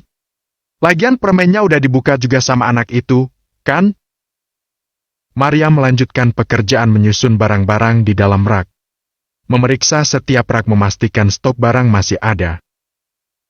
Padahal kalau dia mau, tinggal diam aja di rumah. Ngapain coba capek-capek kerja kayak gitu? Manajer toko menggelengkan kepala, kemudian masuk kembali ke ruangan. Ia hendak melerai keributan yang terjadi, tapi Maryam dapat dengan mudah menyelesaikannya. Dari dulu dia emang gak pernah berubah. Sayang, udah nikah sama bos lagi. Coba aja kalau belum. Gumamnya membayangkan ia bersanding dengan Maryam di pelaminan. Nin, udah waktunya istirahat. Kamu dulu, ya? Kita gantian. Ucap Maryam yang kembali datang ke meja kasir untuk berjaga. Nina mengangguk, tanpa berlama-lama pergi ke belakang untuk beristirahat. Sholat zuhur dan makan siang. Di depan, Maryam menyambut para pelanggan dengan ramah dan senyum manis. Melayani mereka dengan sepenuh hati. Sampai sesosok tak asing memasuki toko, berjalan pelan mendekati kasir. Membuat Maryam tiba-tiba saja menjadi gugup. Ia meremas kertas di tangan, matanya tak berkedip menatap sosok di depannya. Mau apa kesini? Tanyanya terbata. Bab 98, Makan Siang. Mau apa kesini? Maryam bertanya lirih, matanya melirik ke kanan dan kiri memastikan tak ada siapapun di sana. Kangen. Kenapa? Nggak boleh. Laki-laki bermasker itu mengangkat sebuah barang yang sedang dipromosikan di meja kasir. Hanya matanya saja yang terlihat melirik pada Maryam dengan kedua ujung yang sedikit mengerut. Dia sedang tersenyum. Maryam mencebik, sekali lagi menatap sekitar khawatir ada yang melihat. Nyariin apa, sih? Yuen membungkuk, menopang dadanya di meja kasir tepat di berhadapan dengan wajah Maryam. Mas, nanti ada yang lihat. Lagian ngapain kesini? Bukannya Mas ada rapat penting? Maryam memberengut, khawatir rekan kerjanya akan melihat kedatangan Yuen. Jika mereka semua tahu siapa dia, maka bekerja pasti akan merasa canggung. Yuen berdiri tegak, menggerakkan jari telunjuknya memanggil seseorang yang sudah berada di ambang pintu gudang. Maryam membeliak, melihat kemunculan sang manajer. Laki-laki itu berlari dan berdiri di depan Yuen, menunduk sedikit seraya menyapa. "Selamat datang, Pak. Maaf, saya nggak tahu Bapak akan datang hari ini." Ia melirik Maryam yang terlihat menegang. "Gantikan di sini." Titah Yuen seraya menarik tangan Maryam keluar dari meja kasir. Mas, kenapa ini? Aku lagi kerja, loh." Protes Maryam, tapi tak urung mengikuti tarikan suaminya. "Baik, Pak." Bapak manajer mendengar dan patuh, berdiri di tempat Maryam tadi menggantikan tugasnya. "Mas, dia manajer aku." Maryam berbisik, melirik tak enak pada laki-laki tinggi yang kini berdiri di tempatnya. "Aku tahu. Udah, biarin aja. Yuk." Yuen tak acuh, membawa Maryam pergi keluar untuk sekedar makan siang. "Pak, izin dulu, ya." Sempat-sempatnya Maryam pamit pada manajer. Tentu saja, laki-laki itu tak dapat menolak. Justru dia yang merasa tak enak pada Yuen khawatir dengan tanggapan dari bosnya itu. Rian sudah menunggu di dalam mobil yang terparkir di depan toko. Maryam menghela napas, masuk ke dalam menuruti perintah suaminya. "Mas, kenapa? Kok tiba-tiba datang?" Maryam masih bertanya. Ia tahu suaminya itu adalah orang yang sibuk dengan pekerjaan yang bertumpuk-tumpuk. "Kenapa? Orang ngajak makan siang istri, kok kenapa?" Yuen mendengus manja, menyenderkan kepala di bahu Maryam melepas penat karena pekerjaan yang tak pernah usai. Maryam mengusap pipi suaminya penuh perhatian. Sekilas saja ia dapat melihat raut lelah di wajah itu ketika Yuen membuka maskernya. "Mas capek. Di kantor kerjaan gak ada habisnya. Jadi kesini buat nenangin diri. Kalau ada istri Mas, rasanya capek itu hilang." Yuen meraih tangan Maryam dan membawanya ke dada. Mengecupnya sesekali, merasakan kedamaian yang tiada bertepi. Maryam menggelengkan kepala.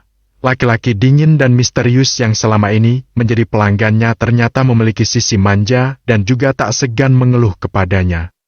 Akan tetapi, itu menjadi nilai plus buat Yuen. Maryam tak masalah harus menjadi pendengar isi hati suaminya. "Kita mau makan siang di mana, Mas?" Tanya Maryam menatap beberapa rumah makan yang sudah mereka lewati. "Nanti kalau mobilnya berhenti, kita makan di sana." Yuen memejamkan mata, tak ingin kehilangan kehangatan yang selalu menenangkan hatinya. "Tapi aku pakai seragam toko, Mas. Nanti apa kata orang? Seorang CEO kencan sama kasir toko." Maryam terkekeh, memang kenyataannya begitu. Dia hanya seorang kasir yang dipertemukan takdir dengan seorang CEO. "Gak peduli."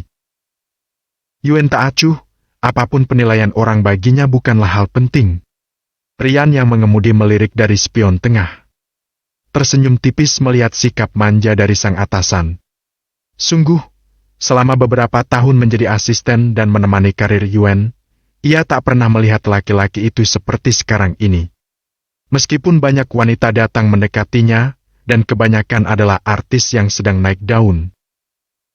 "Pak, kita udah sampai," beritahu Rian setelah memarkir mobil tanpa melirik pada mereka berdua. Yuen beranjak, membenarkan kemeja seraya melepas jas dan memakaikannya kepada Maryam. "Pakai ini." Maryam mengangguk sambil tersenyum, keduanya turun bersama Rian yang juga akan makan siang. Sebuah restoran ternama di kota mereka yang tak pernah ada dalam bayangan Maryam bisa memasuki tempat tersebut. Di dalam otak kecilnya, Maryam selalu membayangkan makanan di restoran memiliki porsi sedikit dengan harga selangit. Tak sebanding dan tidak cocok dengan perutnya yang keroncongan. Mereka masuk dan memilih tempat pribadi di dalam ruangan khusus yang sudah dipesan Rian terlebih dahulu. Mas, kenapa nggak makan di luar aja?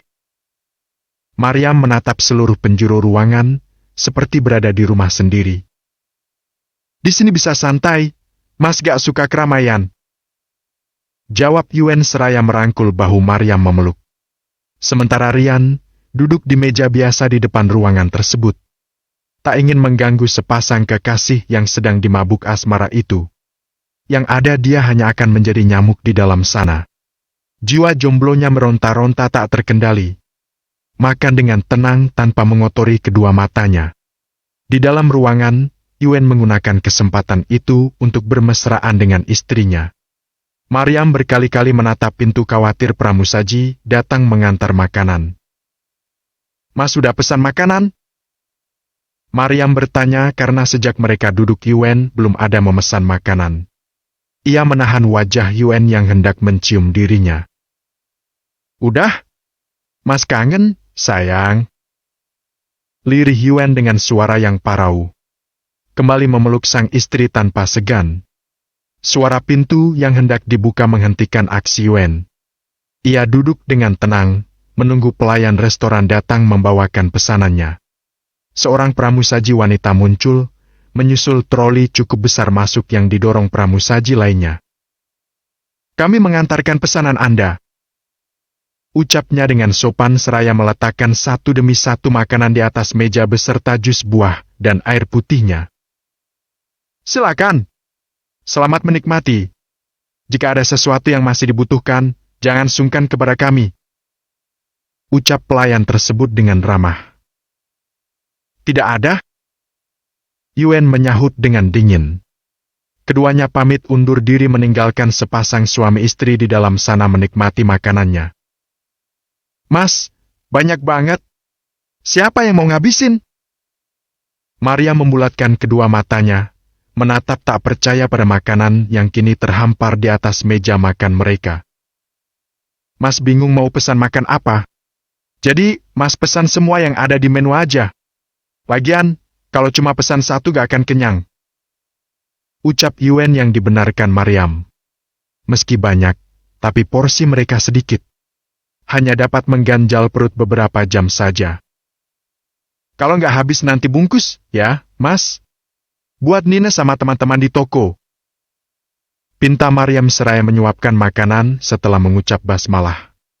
Yuen tersenyum sambil menggelengkan kepala. Begitu peduli istrinya itu pada teman-teman kerja di toko, tapi Nina termasuk orang yang dapat kepercayaan Yuen menjaga Maryam selama jauh darinya. Keduanya makan dengan tenang, hati diliputi rasa syukur yang tiada henti. Semua yang dirasakan Maryam saat ini, tak pernah ada di dalam pikirannya. Rian mengelap bibirnya dengan tisu setelah menghabiskan makanan di meja. Sebuah makanan penutup pun telah habis dilahapnya. Ia hanya sedang menunggu sang atasan keluar sambil duduk bersantai menatap lalu lalang manusia yang datang dan pergi di restoran tersebut. Apa emang gak ada lagi perempuan kayak Bu Maryam di dunia ini, ya? Kalau ada, aku mau satu. Gumamnya sembari menatap pasang-pasang sejoli muda yang memasuki restoran tersebut. Pemandangan yang biasa, dan hanya Maryam yang berbeda.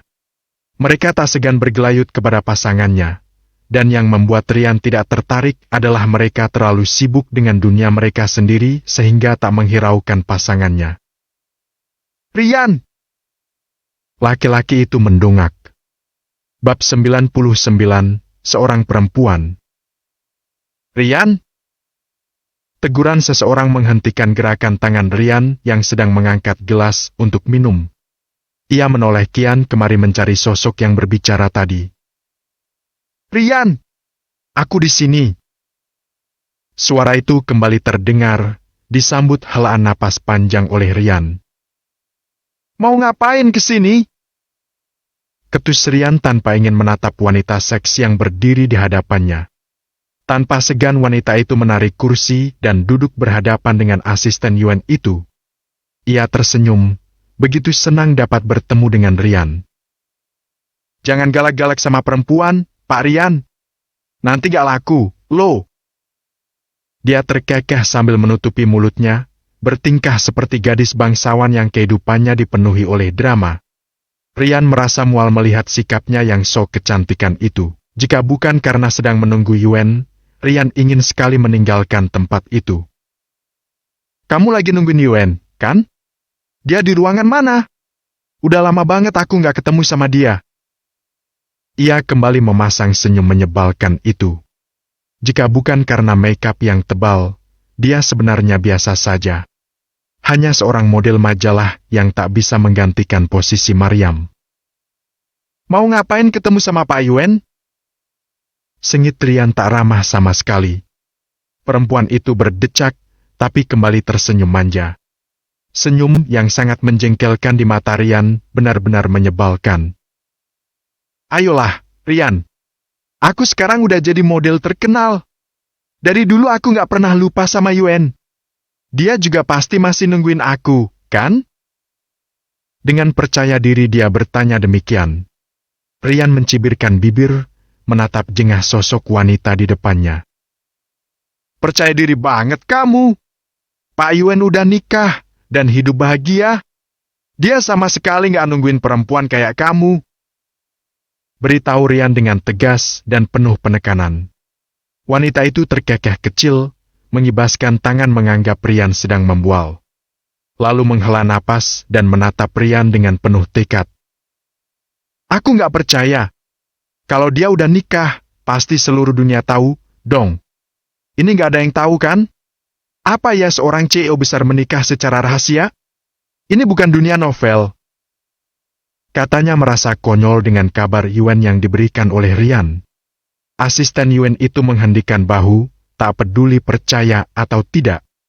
Lagi pula, mereka tidak butuh pengakuan darinya. Siapa yang peduli kamu percaya atau gak? Rian tersenyum melihat ekspresi wajah wanita itu yang berubah masam. Dari sekian banyak wanita yang mendekati Yuen dulu, kenapa harus bertemu dengan dia? Yuen ada di dalam sana, kan? Dia beranjak hendak menuju ke ruangan di mana Yuen dan Maryam berada. Rian gegas berdiri menghadang wanita tadi. Kedua matanya melotot tajam dan merah, tak memberi izin pada wanita tersebut. Jangan lancang kamu, Shirley! Pergi! Rian mendorong tubuh wanita itu hingga termundur beberapa langkah. Kenapa kamu melarang aku buat ketemu sama Yuen? Bentak wanita itu dengan suara lantang. Yuen dan Maryam yang sedang menikmati makan siang mereka pun dapat mendengar teriakan Shirley. Maryam menatap suaminya penuh tanya, sementara Yuen mengepalkan tangan kesal. Siapa, Mas? Kok kayak suara perempuan teriak-teriak gitu? Nyebutin nama Mas juga, mungkin dia kenal sama Mas. Cerocos Maryam yang hatinya mulai dihinggapi rasa cemburu lantaran ada seorang wanita yang mencari suaminya. Melihat itu, Yuen menghela napas, menggenggam tangan sang istri dengan lembut, menatap dengan segenap rasa yang ada di hatinya. Tak ada wanita lain selain Maryam seorang. Dia bukan siapa-siapa, sayang. Kamu percaya sama aku, ya? Yuen menatap sendu istrinya, berharap Maryam akan tetap sama, percaya padanya selalu. Senyum mengembang di bibir wanita berkerudung hitam itu. Anggukan kecil pun ia berikan untuk meyakinkan suaminya bahwa ia selalu percaya. Ya udah, gak usah dipeduliin. Lagian di depan juga ada Rian. Dia gak akan kasih jalan perempuan itu masuk ke sini. Ucap Yuen dengan pasti. Ia tak tahu saja, perempuan di luar sana memiliki tekad yang cukup besar. Dia merangsek tak segan, menerobos pertahanan Rian.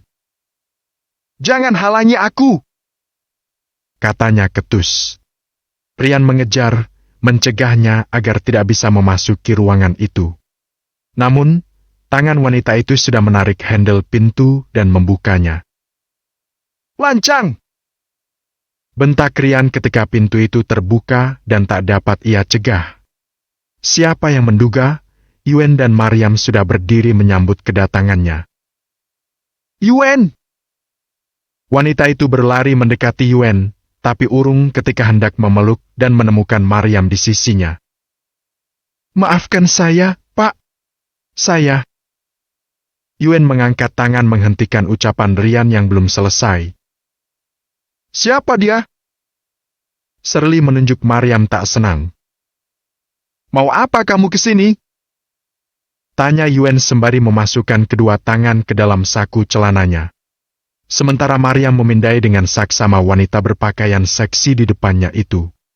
Pakaian yang sangat terbuka, menunjukkan setiap bagian tubuh yang seharusnya tertutup.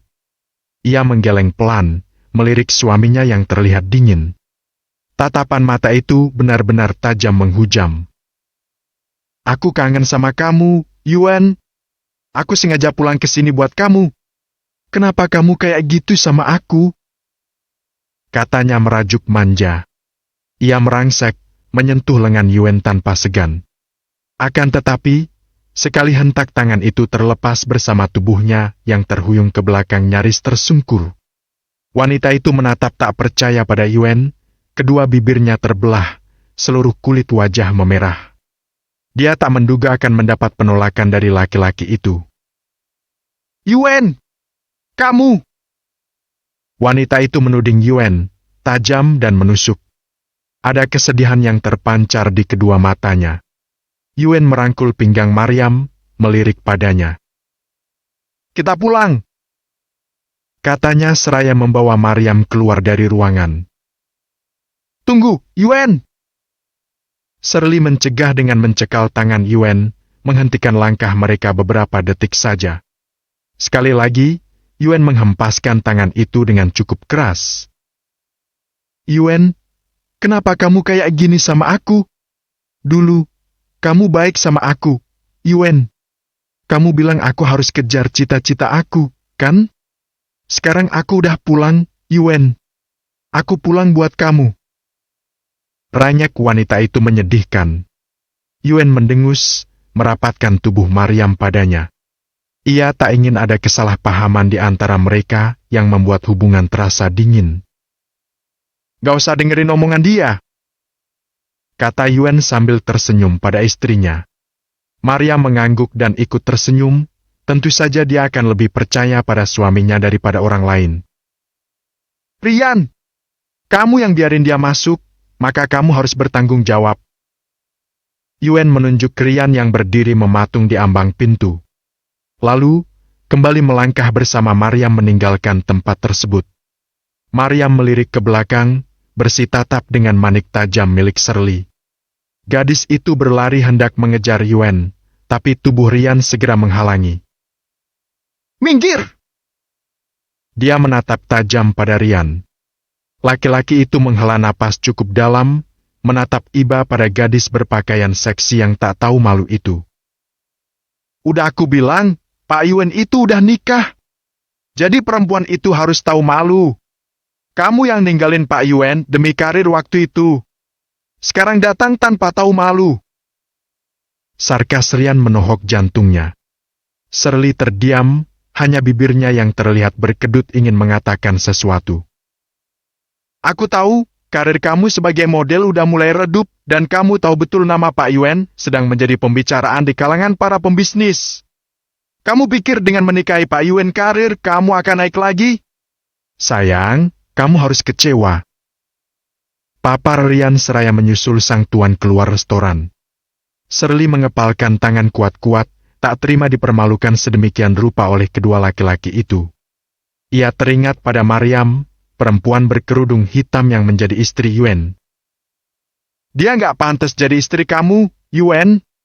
Cuma aku yang harus jadi nyonya Yuen, bukan dia. Kecam Shirley dengan kilatan dendam yang memancar di kedua matanya. Bab 100, tekad Shirley. Mas, emang yang tadi itu siapa? Kayaknya akrab banget. Tanya Maryam sesaat mereka duduk di mobil menunggu kedatangan Rian. Yuen menghela napas, menatap Maryam dalam-dalam, dan tersenyum menemukan riak cemburu di sana. Dulu gak deket banget sih. Dia teman kuliah, dulu Mas pernah suka sama dia, tapi ditolak lantaran cuma orang miskin. Alasan dia, sih, karena pengen ngejar cita-cita. Ya udah, waktu itu juga biasa aja. Cuma iseng, ternyata semua perempuan itu sama. Yang dilihat dari laki-laki cuma materi aja. Papar Yuen tanpa menutup-nutupi apapun dari Maryam. Oh, Dia memekik ketika satu cubitan mendarat di pinggangnya. Lalu, mengangkat wajah dan mendapati sang istri yang tengah memberengut dengan kedua tangan terlipat di perut dan wajah yang berpaling. Semua perempuan, itu artinya termasuk Maryam di dalamnya. Padahal, dia pun tak pernah berpikir akan menikah dengan seorang konglomerat. Yuen meringis, menyadari kesalahannya sendiri. Sayang, maksudnya bukan begitu. Kamu berbeda dengan mereka. Aku nggak bermaksud.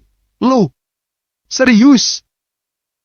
Yuen merayu, mendekap Maryam meski masih memalingkan wajah.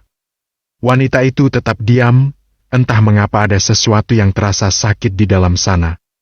Maryam hidup dengan berkecukupan tanpa kekurangan apapun ketika mendiang ayahnya masih hidup. Lalu, semua berubah saat Arif masuk dalam kehidupannya dan pergi begitu saja. Hidup Maryam jadi hancur, cita-cita tak lagi ia miliki, apalagi berkhayal menjadi istri orang kaya. Sayang, maafin Mas, ya. Mas salah, kamu gak sama kayak mereka. Dekapan Yuen semakin menguat, sungguh menyesal karena tidak menyaring kata-kata terlebih dahulu. Maryam menghela napas, mengurai emosi yang tiba-tiba menguasai hati. Ia berbalik sembari melepas pelukan Yuen, tersenyum kemudian tanpa kata-kata. Bertepatan dengan kedatangan Rian yang langsung masuk ke dalam mobil dan menghidupkan mesinnya. Yuen merangkul Maryam dengan lembut, dia berharap gadis itu tidak bertekad menyusul ke parkiran. Mas, kita ke toko lagi, kan? Aku belum selesai kerja. Ucap Maryam disambut anggukan kepala oleh laki-laki itu. Mereka kembali ke toko sebelum pergi ke kantor. Mengantarkan Maryam yang berhenti di kejauhan karena tak ingin terlihat mencolok. Ia melambaikan tangan saat mobil Yuen melaju meninggalkan tempat tersebut. Tanpa Maryam ketahui sepasang mata sedang mengintai di sebuah tempat. Maryam masuk ke dalam toko dan bekerja kembali tanpa diberundung pertanyaan oleh rekan-rekan kerjanya. Hanya Nina yang sesekali melirik dan menggoda dengan tatapan nakalnya. Menuntut penjelasan kemana dia pergi saat kembali dari istirahat tadi. Nanti pulang aku ceritain, ya. Keduanya sepakat. Sementara di kantor, Yuen kembali berhadapan dengan setumpuk pekerjaan yang dia tinggalkan tadi. Kedua laki-laki itu segera menyibukkan diri mereka, larut dalam setiap tulisan dan angka yang tertera. Rian, aku ingin karyawan perempuan yang mengenakan pakaian pendek segera dibenahi. Minimal bawahan mereka. Titah Yuen teringat pada beberapa karyawan perempuan yang memakai rok pendek ke kantor. Baik, Pak. Rian segera membuat pengumuman yang akan dia bagikan pada masing-masing kepala bagian untuk memberitahukan kepada bawahan mereka. Pak, masalah pembangunan villa kita mendapat kendala di sana. Beritahu Rian membuat Yuen menghentikan pekerjaannya dan menoleh. Kendala? Kendala apa? Kalau kendala masalah akses jalan, bukannya aku udah bilang buat bangun jalan dulu untuk mengangkut segala barang keperluan? Ujar Yuen terlihat tak senang mendengar kabar itu. Rian menghela napas, menundukkan kepala menimbang apa yang akan dia katakan. Masalahnya bukan itu. Jalan ke sana sudah dibangun, dan barang-barang pun datang tanpa hambatan. Cuma, ada banyak preman berdatangan ke sana dan lembaga-lembaga kemasyarakatan yang mengatasnamakan warga meminta jatah uang kepada para mandor. Dengan alasan keamanan, kenyamanan, dan segala macam lagi. Para pekerja mengeluh, terutama mandor. Rian berdecak, mengingat preman-preman itu sudah diberi jatah olehnya yang dititipkan kepada sang mandor. Untuk berjaga-jaga khawatir hal seperti itu terjadi. Namun, nyatanya yang datang ke lokasi setiap hari selalu ada dan bergantian. Jika tidak diberi, mereka tak segan merusak dan mencuri barang-barang tersebut. Yuen menghela napas seraya berkata, "Kita ke sana besok. Aku mau lihat preman mana yang berani mengganggu pekerja kita." Rian mengangguk setuju. Dengan turun langsung ke lapangan, dia akan tahu apakah berita itu benar atau tidak. "Minggir! Aku mau ketemu sama Yuen." Suara tinggi melengking itu kembali datang mengusik ketenangan Yuen. Ia melirik Rian, pemuda itu pun tak menduga jika Shirley akan nekat datang ke kantor mencari Yuen. Anda harus membuat janji terlebih dahulu, Bu? Suara sekretaris perempuan di luar ikut terdengar. Yuen menatap tajam asistennya, dia kira Rian sudah menyelesaikan masalah perempuan itu secara tuntas.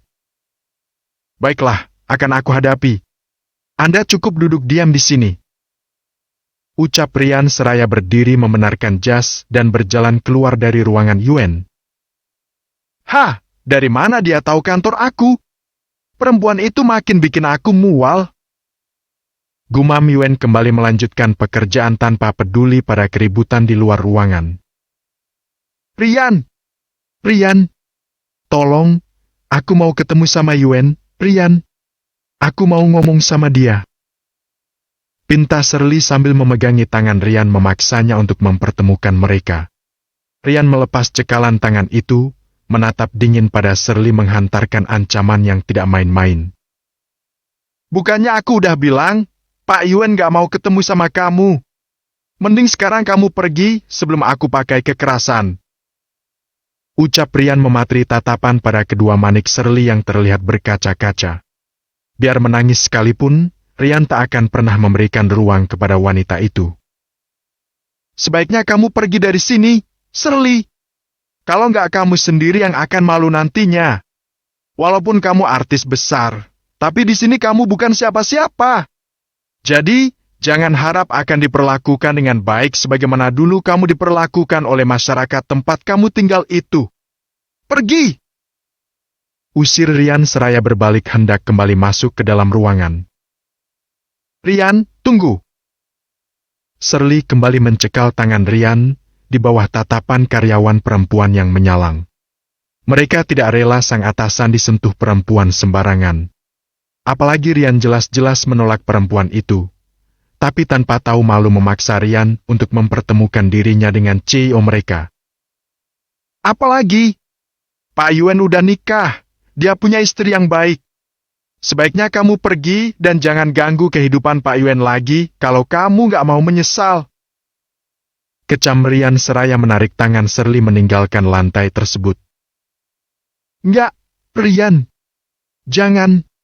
Aku mau ketemu sama Yuen. Aku mau ketemu Yuen. Shirley berteriak sambil meronta mencoba melepaskan diri dari cekalan Rian. Yuen. Dia menjerit memanggil Yuen, tapi laki-laki itu tak jua muncul. Benar. Dia sudah tidak diterima oleh seluruh dunia karena skandal yang dibuatnya sendiri. Hanya Yuen seorang yang dapat membantu menaikkan kembali namanya. Menikah dengan Yuen adalah suatu kebanggaan baginya.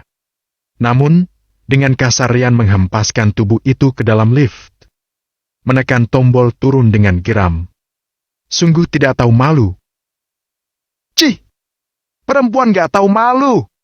Udah ditolak masih ngotot aja mau ketemu sama Pak Yuen. Cibir salah satu karyawan perempuan dengan ketus. Iya. Walaupun artis, tapi kalau atasan kita gak suka, ya bisa apa? Lagian dia kena kasus, kan? Emang gak tahu malu. Sahut yang lain menjadikan Shirley sebagai bahan gosip mereka di sela-sela bekerja. Semuanya terdiam di saat Rian melintas di depan mereka.